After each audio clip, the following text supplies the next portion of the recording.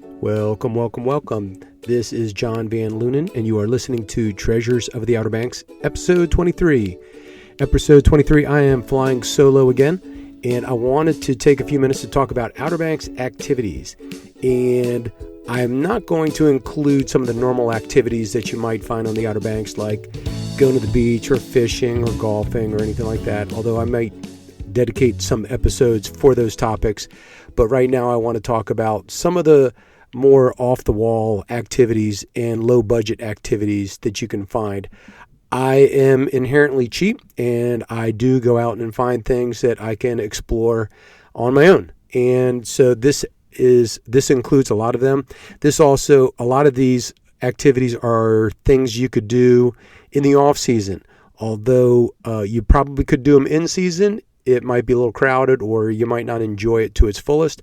So sometimes when the crowds get smaller and the weather gets cooler, might be a better time to do some of these things. So starting from all the way north, Outer Banks, and working my way down south to Manteo in the mainland Dare County, I'm not going to touch Hatteras Island in this episode. Again, I don't want this episode to go on forever, and I kind of want to keep it moving, and I probably need to do a little bit more research. I know the North Beach pretty well.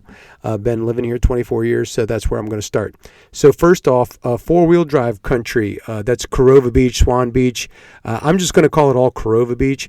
And by the way, I found out fairly recently that Korova Beach was named Korova because I think it was developers named it, and it's part Carolina, part Virginia. So they combined the two states together, Carolina, Virginia. Korova is how they came up with that name. And that is anything north of the town line of Corolla, all the way up to the Virginia state line. And, you know, if you've never been up there, it's definitely cool. I think it's probably more cool in the shoulder season or off season. Quite frankly, that's the only time I've ever been there. I've never been there in peak season in the summer. I hear it gets kind of crowded up there with all the cars driving around. Before I go into too much detail and explain, it is four-wheel drive country. We call it four-wheel drive and not drive on the beach country because you definitely need a four-wheel drive vehicle. All-wheel drive probably won't cut it. They're probably not strong enough, so you need something with good clearance, because once that sand gets really soft and sugary, you will sink quickly. There are Facebook pages dedicated to people that try to drive normal cars on the beach up in Korova, and it's quite amusing. Probably not very amusing for the people who made that mistake, but and I think a lot of people scratch their heads. But anyway, you definitely want a four-wheel drive vehicle, something that's strong enough and has the clearance to get up through there.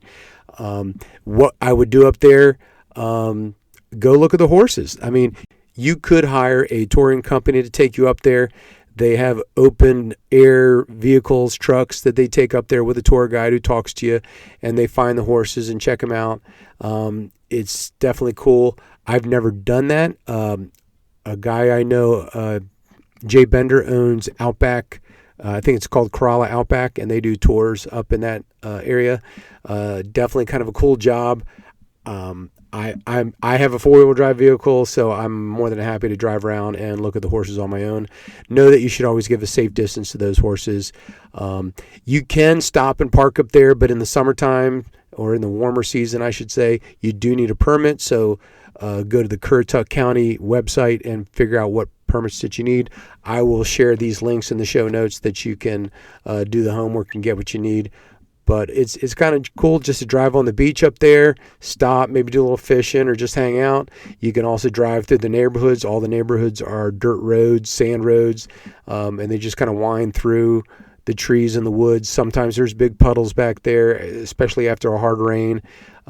So it's hard to get lost up there, but it's definitely cool. I've been up there a few times, used to own a little piece of property up there. Never did anything with it, but it's definitely very cool up there. So highly recommend. That's something, with the right equipment is a free activity. So coming down from Korova Beach is Corolla. Corolla is a big area, and it just kind of spreads out. Which is good and bad. People like to, that kind of seclusion up there to just kind of spread out. But if I want to go do something, and if there was one place I wanted to go do it, I would want to go to historic Corolla. The historic Corolla Village is right by the lighthouse. Of course, and if you listen to my podcast with Megan Agresto, we talked about Crotuck Light, a very cool place right there. And right in that general area, you got a lot of cool stuff. You could spend easily half a day just kind of hanging out there, going into the museums, checking things out, walking around, getting something to eat, doing a little bit of shopping, and having a good time. So you have the Crotuck Lighthouse right there. You have Whalehead Club is right there. I believe they're still offering tours. You have the historic Corolla. Check that. You have the Crotuck Maritime Museum is right there. That just opened up. And you also have the Outer Banks Center for Wildlife Education, which is right there. Right adjacent to the Crotuck Lighthouse, there's bookstores, pizza joints, ice cream spots. I mean, you could walk around there for 3/4 of the day and just, go check some stuff out. So I would highly recommend that.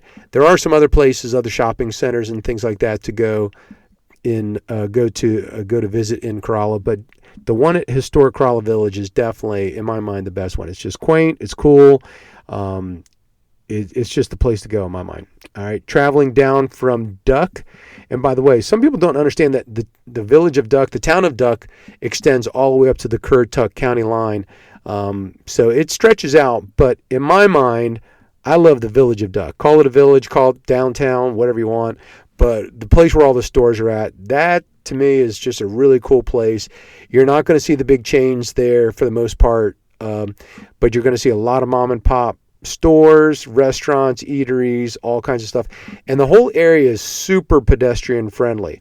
It probably has a bigger footprint than the historic Corolla Village, but you can still walk around the whole place or get on a bike and kind of cruise from one place to the other. And the pedestrian traffic does get very heavy there in the summertime. I've definitely witnessed that. But, even in the shoulder season, you can get up there, walk around. They have a boardwalk over the Currituck Sound. They have activities going on at the, I believe they call it the Lawn or the Greens. I can't remember which, but that's right by the downtown town offices of Duck. So there's definitely a lot of cool stuff right there. And if you're talking about places to go shopping on the Outer Banks, we don't have any malls or per se or any things like that, but there's really 3 places. I take it back.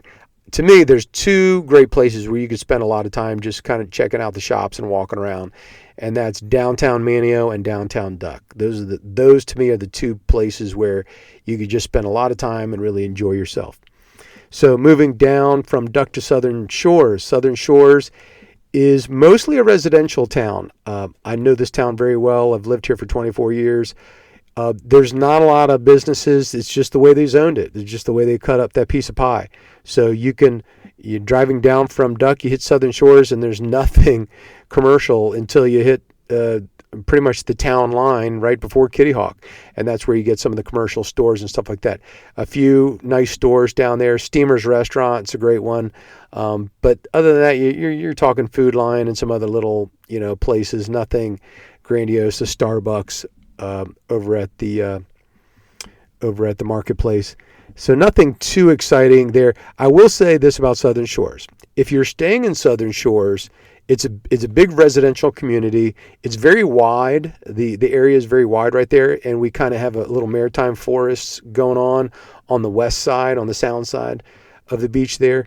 And so, walking around in the neighborhoods there is very cool. You'll probably forget that you're at the beach walking on the west side of Southern Shores.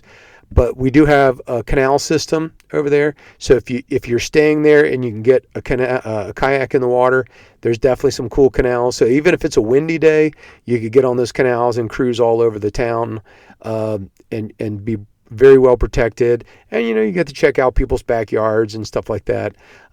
You might see a deer, a fox, maybe a coyote.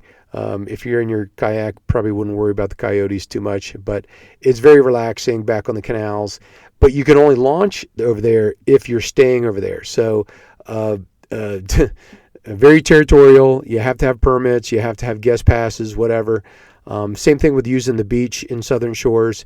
you can walk right onto the beach, but where are you going to park? That's the big question. You have to have special passes to park near the beach, that type of thing. Although I guess you could ride your bike right up to the beach accesses and stuff, which is cool. So that's Southern Shores. Then you hit Kitty Hawk. And Kitty Hawk is where the commercialization really, hits home. You just have the bypass there. You have all kinds of stores. You have Home Depot, Walmart, all that stuff going on. Stores up and down the bypass. And as far as low budget adventure and activities, again, like Southern Shores, not a ton going on except for on the sound side.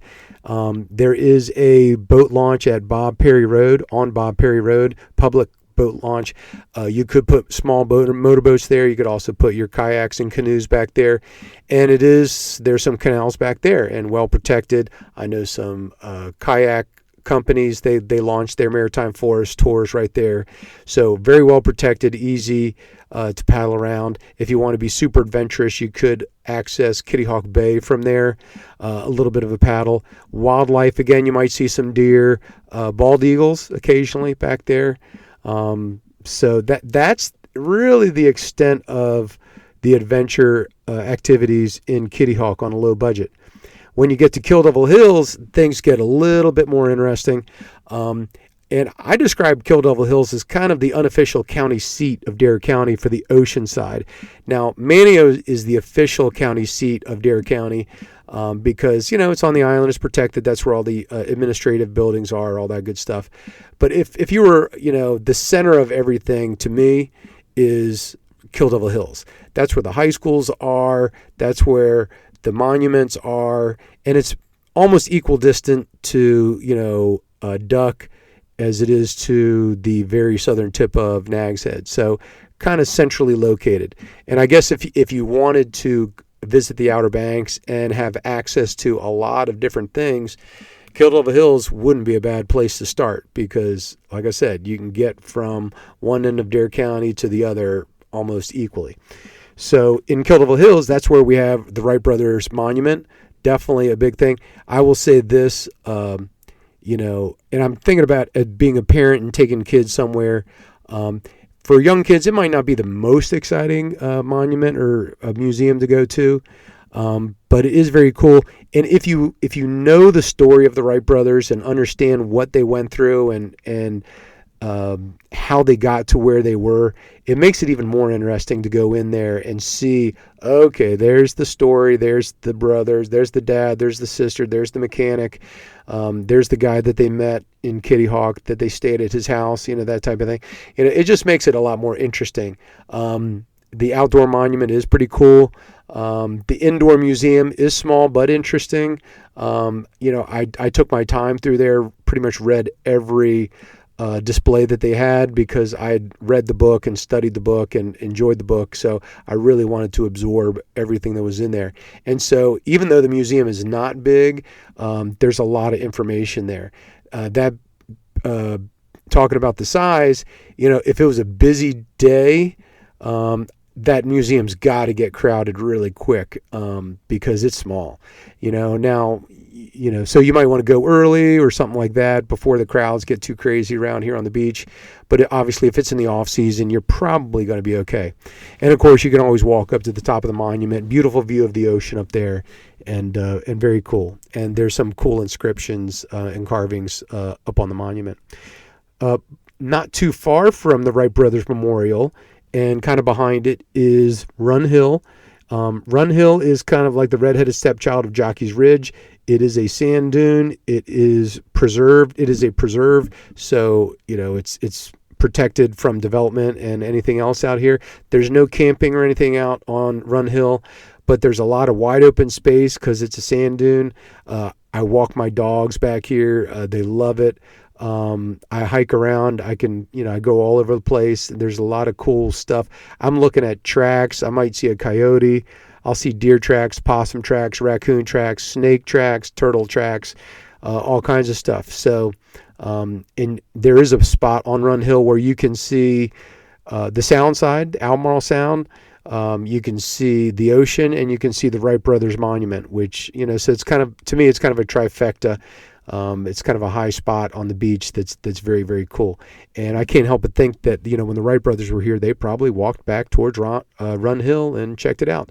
And as a matter of fact, there's a book out there, I believe it's called Where Everyone Was Your Neighbor, or Everyone Was Your Neighbor, where they talk about growing up around 1900, 1920s. And after a rainstorm, the kids would hike out to Run Hill. And these are kids that lived in Nags Head Woods. They would walk out to Run Hill, and they would find, where the sand had washed away, old Indian relics. And they would find Indian arrowheads and stuff like that. I have been on the lookout for arrowheads, have not found any yet. I'm still on the lookout. I'll still keep hiking out here and hope to find one.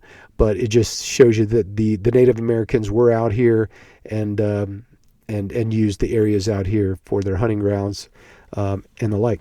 So you got that. Another cool thing that's right here by Wright Brothers Memorial and Run Hill is the Aviation Park. Kill Devil Hills owns the Aviation Park, and right here at the Aviation Park, they have a nice little skateboarding bowl. We're talking low budget, so if you got a skateboard, you can just throw in and go. And right next to the skateboarding thing, and this may be the big unused item on the Outer Banks, is a roller hockey rink.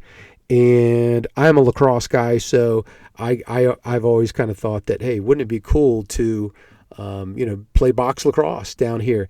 And we gave it a try, and it just didn't really take off. But I think it's cool that there's roller hockey here. When I had little kids and we had rollerblades, we'd come out here and just kind of skate around inside the hockey thing, and maybe bring some hockey sticks and a ball or something and just kind of hit around.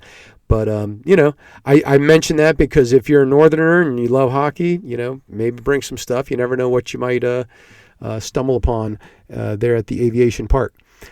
Also, right in this general area, behind First Flight High School and adjacent to Run Hill, is a disc golf course. I always, I'm an old timer. I call it frisbee golf. I guess you're not supposed to call it frisbee golf anymore because that infringes on somebody's copyright or trademark. But a disc golf course, they built it in the woods here, I don't know, 7-8 years ago. And it's very popular. It's kind of the great place to just come out and just throw around for a couple hours. Kind of a technical course because it's in the woods, a lot of trees and stuff. I will say that in the summertime, the deer flies will kind of go crazy. I know I've walked the dogs out in this area in the mornings, and the deer flies have found me. In the wintertime, the deer flies aren't so much of a problem, but in the summertime, be careful. But that's definitely another low-budget activity you can do. If you came down here, again, I'm old school. I would probably just go to Walmart and buy a Frisbee if I didn't have a Frisbee. But they are selling some of these discs, a real disc, at Ace Hardware, of all places. Ace Hardware, I guess, saw a demand and trying to fill it with their supply. So I believe you can still find some discs at Ace Hardware. So that's Kill Devil Hills. A lot of good stuff there. Oh, I didn't mention there is Soundside boat access in Kill Devil Hills. It's right on Bay Drive, and you can access Kitty Hawk Bay. I know it's called Kitty Hawk Bay, but it's still technically, Kill Devil Hills and Kitty Hawk kind of share it right there. But if you want to launch a boat, you do not have a public launch in Southern Shores. I don't believe there's a public launch in Duck. I'm pretty sure there's not one in Duck. You have to go all the way up to Whalehead Club to launch a boat, but the next best option is right there on Bay Drive in Kill Devil Hills, and you can get there. The one in Kitty Hawk that's a pretty small launch, and you're going to have to go through some pretty skinny water to access the open water, and you're going to have to motor a while in a canal to get to open water, so just be advised. So you got that on in Kill Devil Hills as well. Going down to Nags Head. Nags Head Woods is kind of actually accessible in Kill Devil Hills. I should mention that. If you want to get to it, there's a street right across from the McDonald's in Kill Devil Hills, and you take that right straight back west, and it takes you to the Nature Conservancy. You hop back there, find some places to park. You can go into the office, grab a map. You can hike in on some trails all the way to the Sound side. It's kind of cool there. There's also a road that runs parallel north and south with the Sound, And I've driven back there and just biked back there, and even that's kind of cool because you're going through a maritime forest. You're going to totally forget you're at the ocean. It's going to be very different, very cool. So biking, hiking, driving, all low budget. You can do it right there in Nags Head Woods. Also in Nags Head, you got Jockey's Ridge. Jockey's Ridge, tallest sand dune this side of the Mississippi in the United States. Very cool. You get to the top of that, you get a great view of both the sound side, the Roanoke Sound, and the Atlantic Ocean up there. The sand does get hot in the summertime. So if you're here in the summertime, I'd probably hit that either real early or real late. There's some stores across the street. You can always make kind of an afternoon of it or a morning of it, hike the sand dunes, and then, go over and get some ice cream or a coffee or something like that. But definitely very cool. They do have some programs. It is a park. They have some programs, I believe at sunset. They have all kinds of, then they have some planned activities from time to time there. Check the calendars and see what's going on. Raising 3 kids on the Outer Banks. We probably went to Jockey's Ridge at least every 6 months, and it was usually in the shoulder season, maybe once in the fall, once in the spring. And we just, it was just fun. The kids hiked up and down and, maybe rolled up and down, all kinds of stuff. So it was always a good experience. And just easy to get to, very cool. So that's another activity you can do in Nags Head. Manteo. Skipping over to Roanoke Island. If you've been listening to me for a while, or if you've been reading any of my stuff, I love downtown Manteo. It's just cool. The old houses are very cool. With the big porches, all that stuff. You got the old brick buildings downtown, with a lot of mom and pop stuff. I don't think you'll see any chain stores downtown. All mom and pop stuff. They have a little marina. Small marina, but big boats will park there, come and go. They have all kinds of activities going on. Winter is definitely kind of a ghost town there, but there's still some activity, and some of the bars will stay open, or some of the restaurants will be open. But I just love walking around down there. I'll usually catch a few shops, maybe grab a cup of coffee, walk around the marina, then you can go across to Roanoke Island Festival Park. And I just like walking around over there. They have a very short trail that kind of runs on the perimeter, but they do have a stage with outdoor concerts there, mostly all in the summertime. I can't think of much, maybe in October. I think the Bluegrass Festival comes in October, but that's probably about the end of it. But definitely a very cool place. They also have the Outer Banks History Center over there. It's on my list to go check that out and maybe explore some local history, but haven't had a chance to do that yet. So definitely very cool. I went ahead and threw in the Lost Colony play. It does cost some money, and I'm sure there's just some other activities that are similar. But because it's so historical, because it's been here forever, and because it tells also a historical story of the Outer Banks, I kind of have to throw it in there. It only runs in the summertime from June to the end of August. But probably worth the experience of going out there and doing that. If you want to get the full experience, I would highly recommend it. Last but not least, in the low budget activity for the Outer Banks is going over to the mainland. So on the other side of Manteo and Roanoke Island, you take a bridge, and there's actually 2 bridges that go back to the mainland. The Virginia Dare Bridge and the old bridge. I forget what they call the old bridge. Not that important. But you can hop over there, and in just a few minutes, you can get into the Alligator River National Wildlife Refuge, which, and I've mentioned this before a couple of times. It's not incredibly attractive. It's just farmland and it's dirt roads. I mean, you'd think you were just driving around some old, you think you were lost somewhere in the country on a dirt road. But the reason why I send you over there is because if you didn't want to get out of your car, you could still drive around and you'll see bear. I mention it because the bears over there in Dare County and Terrell County, are some of the biggest black bears in the world. And some of they're the biggest bears that have been caught or shot over there, they will exceed the average size of a grizzly bear. I guess, I don't know about you, but we always think of grizzly bears as being the big bear in North America, but a record-breaking black bear will definitely be much bigger than the average grizzly bear. So know that. So you can walk around. Check that. You could walk around. I took a e-bike over there, and my wife and I had a cool time, and we did see some bears. But you can drive around and just, ideally right around sunset, they like to go out into the fields and graze, and you can just hang out and bring some binoculars and look at the bears. Know that there's also owls over there. They are pretty easy to find from time to time, and that's according to my podcast episode I had with Mark Buckler. He's a wildlife photographer. He gave us some great information on some owls over there. So you could spot some owls, some other birds of prey, maybe some bald eagles, some hawks. You might see a coyote or a red wolf over there. There's a lot of wide open space. There's also some wooded areas. Mark Buckler highly recommends not going into the wooded areas because that's a quick way to surprise a bear and get into trouble.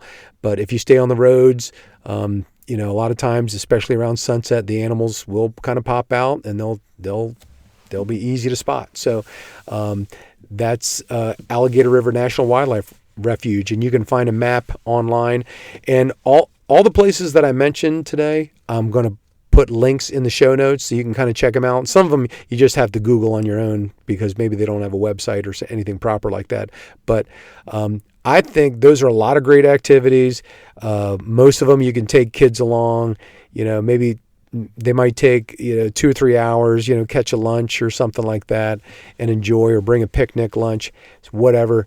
But there are definitely things you can do on the Outer Banks. I think these are things that you might not see in the normal visitor promotions. We all get kind of lasered or tunnel vision and want to go to the beach, and I get it, and it's definitely cool, but sometimes the beach isn't cooperating. Maybe it's a nor'easter, maybe it's raining, maybe it's too cold, maybe there's jellyfish, whatever. And so these activities, I think, will help you out. I think you'll enjoy them. I think you'll create a greater appreciation for the Outer Banks. It is what makes this place special. So I hope this helped. Feel free to check out the show notes. You can always drop me a line at john@treasuresoftheouterbanks.com. I'm happy to answer questions for you, and I hope you enjoy it, and I hope to see you on the Outer Banks as soon as possible. Until then, make it a good one.